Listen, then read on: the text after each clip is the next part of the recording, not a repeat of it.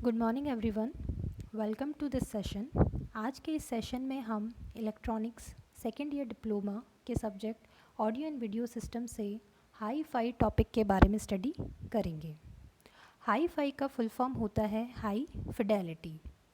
Fidelity का मतलब होता है फेथफुलनेस, विश्वसनीयता।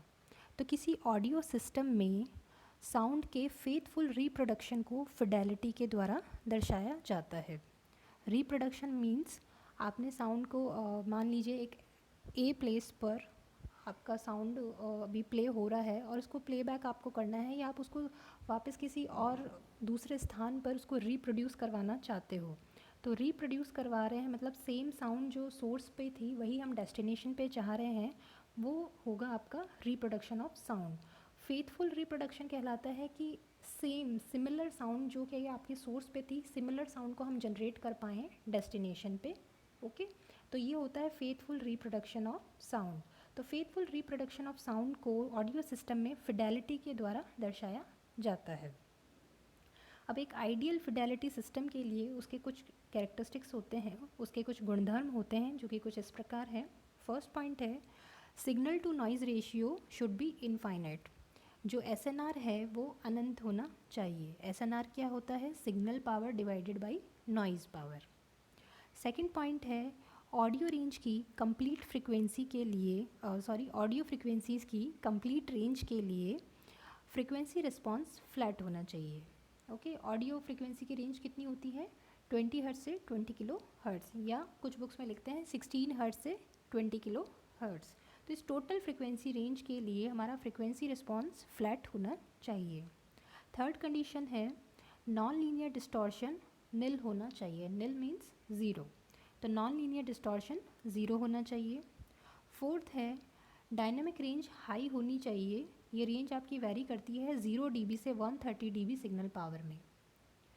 फिफ्थ पॉइंट है जो फिडेलिटी सिस्टम है, जो ऑडियो सिस्टम है हमारा, उसमें डायरेक्शन को सेंस करने की एबिलिटी होनी चाहिए, ताकि डिफरेंट डिफरेंट जो साउंड्स हमारी अलग अलग डायरेक्शन से आ रही है उनकी रिलेटिव पोजीशन को वो आइडेंटिफाई कर पाए। इसे आप स्टीरियोफोनिक इफेक्ट भी बोलते हैं, जिसे हम आगे पढ़ेंगे। नेक्स्ट कंडीशन है कि जो एनवायरनमेंट कंडीशन है वो इस प्रकार सिमुलेटेड होनी चाहिए कि साउंड कम्प्लीटली रिप्रोड्यूस, जहाँ पे भी हम साउंड को रिप्रोड्यूस करना चाह रहे हैं वो कम्प्लीटली रिप्रोड्यूस हो पाए। तो जिस जगह पे आप कम्प्लीटली उसको रिप्रोडक्शन चाह रहे हैं वहाँ की एनवायरमेंटल कंडीशन सिमुलेटेड होनी चाहिए, जो ताकि हमारा जो सोर्स पे हमारी साउंड थी वही हमें डेस्टिनेशन पे सिमिलर कैरेक्टरिस्टिक्स की प्राप्त हो। तो ये एक आइडियल फिडेलिटी सिस्टम के कैरेक्टरिस्टिक है। अब देखो, कोई भी सिस्टम आइडियल हम सिर्फ थ्योरी में बोल रहे हैं, प्रैक्टिकली कोई भी सिस्टम आपका आइडियल नहीं हो पाएगा। तो एक साउंड सिस्टम भी परफेक्ट नहीं हो सकता है, इतना परफेक्ट नहीं होगा कि आपको आइडियल फिडेलिटी प्रोवाइड कर पाए। तो बेस्ट फिडेलिटी सिस्टम क्या रहेंगे कि परफेक्ट सिस्टम से थोड़े से उनकी परफेक्टनेस कम हो जाएगी। ओके, तो उन सिस्टम्स को जो कि एक हमारी ओरिजिनल साउंड है उससे बहुत अधिक समानता रखने वाली साउंड को रिप्रोड्यूस कर पाए, तो ऐसे सिस्टम को हम बोलेंगे high Fidelity system. Ideal Fidelity हमने पढ़ लिया। आइडियल कोई भी ऐसा साउंड सिस्टम नहीं है जो हमें आइडियल फिडेलिटी प्रोवाइड कर पाए। तो हम बेस्ट फिडेलिटी सिस्टम्स की बात करेंगे जो कि ओरिजिनल साउंड से बहुत अधिक समानता रखने वाली साउंड को रिप्रोड्यूस कर पाए, तो इसे हम बोलेंगे हाई फिडेलिटी। अब रिप्रोड्यूस साउंड को आप हाई फाई बोलोगे अगर वो साउंड सिस्टम ये वाली जो नीचे दी गई रिक्वायरमेंट्स हैं इनको फुलफ़िल करता है।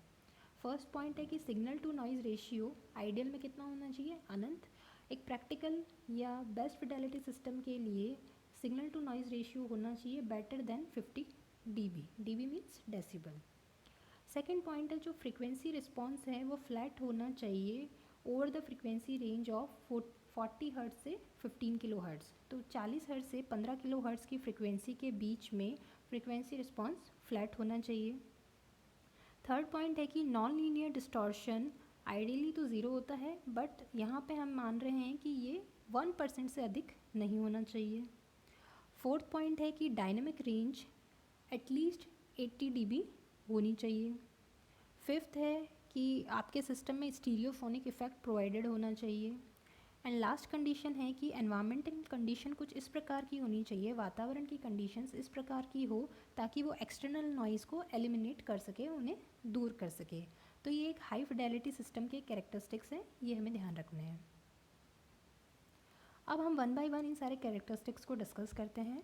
फर्स्ट पॉइंट है high SNR, high signal to noise ratio. जो साउंड हम रिप्रोड्यूस करना चाहते हैं उसमें अलग अलग कारणों से नॉइज़ उत्पन्न हो सकती है। ये कारण कुछ इस प्रकार हैं: hum, hiss, cross talk, self oscillations, recording medium में इरेगुलरिटीज़ हो, लो फ्रिक्वेंसी नॉइजेस जनरेट होती है, अगर मोटर की स्पीड में अनस्टेडीनेस हो या मोटर की बॉडी में वाइब्रेशंस हो। तो इन किन्हीं कारणों से आपकी जो साउंड हम रिप्रोड्यूस करना चाह रहे हैं उसमें नॉइज़ इंट्रोड्यूस हो सकती है। तो ये सारी noises signal to noise ratio को रिड्यूस कर देती है। अब सिग्नल टू नॉइज़ रेशियो किस किस का रेशियो है? Signal power divided by noise power. तो अगर नॉइज़ पावर आपका बढ़ गया है तो साफ सी बात है सिग्नल टू नॉइज़ रेशियो क्या होगा? कम होगा। दोनों एक दूसरे के इन्वर्सली प्रोपोर्शनल है। तो ये सारी नॉइजेस हमारे सिग्नल टू नॉइज़ रेशियो को कम कर देती है।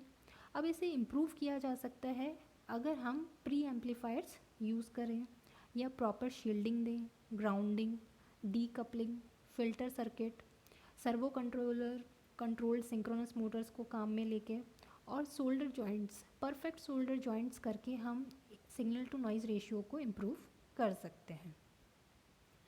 सेकंड पॉइंट है फ्लैट फ्रीक्वेंसी रिस्पॉन्स। तो फ्रीक्वेंसी रिस्पॉन्स को ऑडिबल रेंज की फ्रीक्वेंसी में, ऑडिबल फ्रीक्वेंसीज़ की जो टोटल कितनी थी 16 हर्ट्ज़ से 20 किलो हर्ट्ज़ फ्रीक्वेंसी थी, इस फ्रीक्वेंसी रेंज में उसको फ्लैट बनाया जा सकता है अगर हम सर्किट को कुछ इस प्रकार डिज़ाइन करें कि उसका सीरीज़ रिएक्टेंस तो लो हो और उसका शंट रिएक्टेंस हाई हो। सीरीज़ मतलब सीरीज़ कनेक्शन हो गया आपका, शंट मीन्स पैरेलल, ठीक है।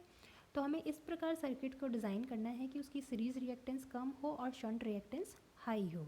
तो ऑडियो एम्पलीफायर्स में इस प्रकार की रिएक्टेंस प्रोवाइड करने के लिए कपलिंग और शंट कैपेसिटर काम में लिए जाते हैं। अगला पॉइंट है कि वूफर और ट्विटर्स, ये लाउड स्पीकर्स में हमने देखा है। तो वूफर और ट्विटर के कॉलम्स यूज़ करके हम फ्रीक्वेंसी रिस्पॉन्स को टोटल जो ऑडियो रेंज है उसमें फ्लैट बना सकते हैं, फ्लैट रिस्पॉन्स प्राप्त कर सकते हैं। नेक्स्ट है कि माइक्रोफोन में एक टाइप हमने कंडेंसर माइक्रोफोन पढ़ा था। तो कंडेंसर माइक्रोफोन का फ्रीक्वेंसी रिस्पॉन्स एक्सीलेंट होता है। तो इनको काम में लेके भी आप फ्रीक्वेंसी रिस्पॉन्स को फ्लैट बना सकते हो। नेक्स्ट पॉइंट है आपका लो नॉन लीनियर डिस्टॉर्शन। तो नॉन लीनियर डिस्टॉर्शन के लिए कंडीशन हमने यहाँ रखी है कि ये 1% से भी कम होना चाहिए। अब इसके लिए आप एम्पलीफायर्स यूज़ कर सकते हैं। एम्पलीफायर्स में नेगेटिव फीडबैक होता है। हम बायस सर्किट डिज़ाइन कर सकते हैं या पुश पुल सर्किट को के उपयोग से कोर के सैचुरेशन को एलिमिनेट कर सकते हैं। इन सब तरीक़ों से हम नॉन लीनियर डिस्टॉर्शन को 1% से भी कम रख सकते हैं। फोर्थ पॉइंट है लार्ज डायनेमिक रेंज। अब डायनेमिक रेंज क्या होती है? ये लाउडेस्ट और क्वाइटेस्ट साउंड जिसको एक साउंड सिस्टम रिस्पॉन्ड कर पाता है उनका रेशियो होता है। लाउडेस्ट साउंड मतलब जिसकी इंटेंसिटी सबसे हाई है, क्वाइटेस्ट साउंड विस्पर करना, बहुत धीरे धीरे बोलना। तो वो साउंड जिसको हमारा साउंड सिस्टम रिस्पॉन्ड कर पाए उसकी लाउडेस्ट और क्वाइटेस्ट साउंड के रेशियो को आप डायनेमिक रेंज कहते हैं। अब डायनेमिक माइक्रोफोन और लाउड स्पीकर जो हैं वो लाउडनेस में एक लार्ज चेंज को सहन करने में, उसको विस्टैंड करने में कैपेबल होते हैं। तो इनको काम में ले सकते हैं हम। नेक्स्ट पॉइंट है कि जो हाई फ्रिक्वेंसी सिग्नल्स है उनके प्री एम्फेसिस को, रिकॉर्डिंग से पहले ही हाई फ्रिक्वेंसी सिग्नल्स का अगर हम प्री एम्फेसिस कर दें तो ये सिग्नल टू नॉइज़ रेशियो को बढ़ा देता है। और ऐसे ही जो डी एम्फेसिस है वो सिग्नल कंपोनेंट के ओरिजिनल प्रोपोर्शन को रीस्टोर कर देता है, जिससे कि आपको हाई SNR मिलता है। तो प्री एम्फेसिस और डी एम्फेसिस की सहायता से हम हम हमारा सिग्नल टू नॉइज़ रेशियो को हाई रख सकते हैं और उससे हमें लार्ज डायनेमिक रेंज प्राप्त होती है। अब ये जो प्री एम्फेसिस है, तो यहाँ डायग्राम में देखो आप, ये एक मैंने फ्रीक्वेंसी रिस्पॉन्स यहाँ ड्रॉ किया है। जो लो फ्रीक्वेंसी की बात करेंगे लो फ्रिक्वेंसीज़ पर आपको हाई एसएनआर मिल रहा है, high signal to noise ratio मिल रही है, बट जैसे जैसे आप फ्रिक्वेंसी को बढ़ा रहे हैं, जैसे जैसे यहाँ पे फ्रिक्वेंसी आपकी बढ़ रही है, ये इस साइड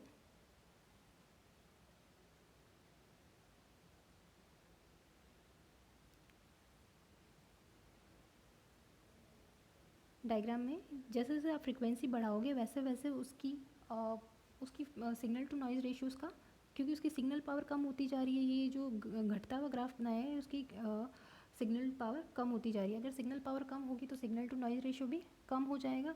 तो जब ऐसे सिग्नल को बिना प्री एम्फेसिस के अगर हम डायरेक्टली चैनल पर ट्रांसमिट कर देते हैं तो डेस्टिनेशन पे हम जब इसको रिप्रोड्यूस करेंगे तो आपको सेम स्ट्रेंथ का सिग्नल प्राप्त नहीं होता है। तो इसके लिए किया जाता है कि जो हाई फ्रिक्वेंसी सिग्नल्स हैं उनको चैनल पर ट्रांसमिट करने से पहले ही उनका प्री एम्फेसिस किया जाता है, उनकी स्ट्रेंथ को आर्टिफिशियली आप बूस्ट करते हो, खुद से ही बढ़ाते हो। और जब उसको आपको डीमॉड्यूलेशन करना है डेस्टिनेशन पे, तो डी एम्फेसिस के द्वारा जितनी स्ट्रेंथ आपने बूस्ट की थी ट्रांसमीटर साइड पे उतनी स्ट्रेंथ आप कम कर देते हो। तो ये आईडी एक दूसरे के इफ़ेक्ट को कैंसिल आउट कर देंगे और आपका जो सिग्नल ओरिजिनल जो स्ट्रेंथ का था वही आपको आउटपुट पे प्राप्त हो जाता है। और लास्ट पॉइंट है कि कॉम्पैक्ट डिस्क होती है सीडी। कॉम्पैक्ट डिस्क आइडियली आपको ऑलमोस्ट आपको आइडियल फिडेलिटी प्रोवाइड करती है, तो इनका यूज़ करके भी आप लार्ज डायनेमिक रेंज प्राप्त कर सकते हो। नेक्स्ट पॉइंट है क्रिएटिंग सेंस ऑफ डायरेक्शन। तो एक हाई फाई सिस्टम की रिक्वायरमेंट इस प्रकार होती है कि अलग अलग डायरेक्शन से अगर साउंड आ रही है तो रिप्रोड्यूस साउंड में वो साउंड्स भी आपको प्राप्त होनी चाहिए। मीन्स अगर कोई आपने किसी कॉन्सर्ट में आप खड़े हैं तो वहाँ आपको क्या होगा कि सारी साइड अलग अलग डायरेक्शन से आपको साउंड पहुँच रही होगी। अब रिप्रोड्यूस अगर आप उस साउंड को किसी और रूम में जाके कर रहे हैं या किसी और प्लेबैक स्टेशन पे जाके आप कर रहे हैं, तो वो रिप्रोड्यूस साउंड भी ऐसी ही होनी चाहिए कि उसमें आपको साउंड सारी अलग अलग डायरेक्शन से आती हुई प्रतीत हो। तो इस प्रकार का इफ़ेक्ट क्रिएट करने के लिए हम दो इंडिपेंडेंट चैनल्स यूज़ करते हैं। माइक्रोफोन से लेकर दो टाइप के इंडिपेंडेंट चैनल्स यूज़ करते हैं माइक्रोफोन से लेकर लाउड स्पीकर तक के लिए, और इसे बोलते हो आप स्टीरियोफोनिक सिस्टम। तो एक स्टीरियोफोनिक सिस्टम इस प्रकार का सिस्टम होगा जो ओरिजिनल साउंड को ही के एकदम सिमिलर साउंड रिप्रोड्यूस कर पाए डेस्टिनेशन पर। और रिप्रोड्यूस साउंड इस प्रकार होती है कि उसमें सभी डायरेक्शन से, विभिन्न डायरेक्शन से साउंड आती हुई प्रतीत हो। लास्ट पॉइंट है क्रिएटिंग अ प्लीजिंग एनवायरनमेंट। तो एक्सटर्नल नॉइज़ को हमें रिड्यूस करना होता है by using sound insulation techniques. Sound को इंसुलेट करने की कई टेक्निक्स होती है, उनकी सहायता से हम एक्सटर्नल नॉइज़ को रिड्यूस कर सकते हैं। सेकंड पॉइंट है कि रिवर्बेशन टाइम इस प्रकार कंट्रोल्ड वे का रिवर्बेशन टाइम आपका कंट्रोल्ड होना चाहिए ताकि आपके सिग्नल को या आपके जो म्यूज़िक है उसमें डिज़ायर्ड रिचनेस आपको प्राप्त हो सके। तो ये रिवर्बेशन क्या होता है कि अगर किसी साउंड को आप रिप्रोड्यूस कर रहे हैं किसी रूम में, ठीक है, तो जो साउंड को रिप्रोड्यूस कर रहे हैं किसी रूम में, तो वो साउंड हमारी मल्टीपल रिफ्लेक्शन से सफ़र करती है। मल्टीपल रिफ्लेक्शंस किस किस से हो सकते हैं? दीवारों से, सीलिंग से, फ्लोर से। तो इन सीलिंग, फ्लोर और वॉल्स से मल्टीपल रिफ्लेक्शंस की वजह से जो रिप्रोड्यूस होने वाली साउंड है वो सफ़र कर सकती है। अब ऐसी कंडीशन में क्या होता है कि अगर कोई लिसनर वहाँ पे होता है तो उसको डायरेक्ट साउंड तो सुनाई देती है, साथ साथ उसको रिफ्लेक्टेड साउंड भी सुनाई देती है। अब इस कारण से लिसनर कंटिन्यूस साउंड को हियर करता रहता है। मींस उसमें अगर उसको एक साउंड अभी सुनाई दे रही है तो उसके कुछ टाइम तक भी उसको ओरिजिनल साउंड सुनाई देती रहती है। इस फिनोमेना को आप रिवर्बेशन कहते हैं। तो रिवर्बरेशन में क्या होता है कि आपकी साउंड मल्टीपल रिफ्लेक्शन से सफ़र करती है, जिसकी वजह से लिसनर को डायरेक्ट साउंड के साथ साथ रिफ्लेक्टेड साउंड भी सुनता है, और इसके कारण लिसनर ओरिजिनल साउंड को उसकी जो जितने टाइम के लिए वो आपको सुनाई देनी चाहिए थी उससे भी कंपैरेटिवली थोड़े और साउंड, चाहे थोड़े से सेकंड्स के लिए ही हो, पर थोड़े से और टाइम के लिए उसको वो साउंड सुनाई देती है और उसके बाद वो बंद हो जाएगी। तो इस फिनोमेना को आप बोलते हो रिवर्बेशन। अब ये जो रिवर्बेशन टाइम है वो ना तो बहुत कम होना चाहिए ना बहुत ज़्यादा होना चाहिए। अगर इसकी बहुत ज़्यादा वैल्यू है, large value of reverberation time है, तो उसकी वजह से लॉस ऑफ क्लैरिटी, आपकी क्लैरिटी का लॉस आपको होएगा हियरिंग में। और अगर आपकी इसकी वैल्यू बहुत कम है तो साउंड का लेवल बहुत इनएडिक्वेट हो जाएगा, अपर्याप्त हो जाएगा कि आप सुन ही नहीं पाएंगे। तो इसकी वैल्यू हमेशा एक मीडियम वैल्यू होनी चाहिए, ना बहुत कम होनी चाहिए ना बहुत ज़्यादा होनी चाहिए। और ये इंसुलेशन जो हम कह रहे हैं, ये इंसुलेशंस के अलग अलग मेथड होते हैं कि हम या तो अकॉस्टिक टाइल्स यूज़ करें, फ्लोर को कारपेट से कवर कर दें, जो वॉल्स है उनको एब्जॉर्बेंट मटेरियल्स जैसे कि ग्लास, वूल, बोर्ड आदि की सहायता से कवर कर दें, भारी भारी कर्टेंस, हैवी कर्टेंस को यूज़ करें, या वॉल्स को आप पिक्चर आदि से डेकोरेट करें। तो इन सब मेथड्स को यूज़ करके हम रिवर्बरेशन टाइम को कंट्रोल कर सकते हैं। तो ये सारा हमने पढ़ा हाई फाई में। हाई फाई का फुल फॉर्म था हाई फिडेलिटी। फिर हमने आइडियल फिडेलिटी की कैरेक्टरिस्टिक्स देखी, देन एक प्रैक्टिकल हाई फिडेलिटी सिस्टम्स की कैरेक्टरिस्टिक्स हमने देखे, और इन कैरेक्टरिस्टिक्स को वन बाय वन हमने स्टडी किया। Thank you.